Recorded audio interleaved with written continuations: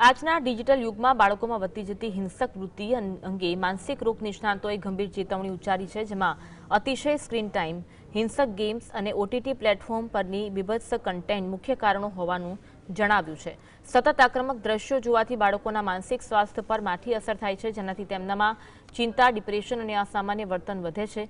નિષ્ણાતોએ વાલીઓને સલાહ આપી છે કે બાળકોના મોબાઈલ વપરાશ પર મર્યાદા રાખી પેરેન્ટલ કંટ્રોલનો ઉપયોગ કરવો જોઈએ અને દરરોજ પરિવાર સાથે બેસીને દિનચર્યા વિશે ખુલ્લી વાતચીત કરવી જોઈએ.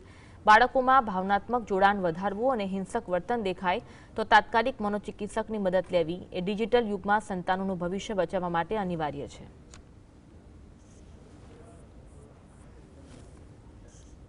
ભર્યું વર્તન જે છે એનું કારણ છે મોબાઈલ ઇન્સ્ટ્રુમેન્ટ અને આવા ઇલેક્ટ્રોનિક સ્ક્રીનના જેટલા પણ જે ટેકનોલોજીકલ ડિવાઇસીસ બધા આવે છે. હું જાણું છું કે આ બધી જ વસ્તુઓ અભ્યાસ માટે જરૂરી છે, પણ વાત જ્યારે અભ્યાસ કરતા વધી જતી હોય છે, અભ્યાસ સિવાયના કલાકોમાં કે અભ્યાસ પછીના સમયોમાં પણ આ મોબાઈલના આજે સ્ક્રીનનો ઉપયોગ થતો હોય છે. એને હિસાબે ગેમિંગ, સોશિયલ મીડિયા અને જાતની બધી વસ્તુઓ જે ઇન્ટરનેટના માધ્યમથી બાળકો શીખતા જાય છે, એને હિસાબે વધુ ને વધુ હિંસક અને અધીરા બનતા ગયા છે.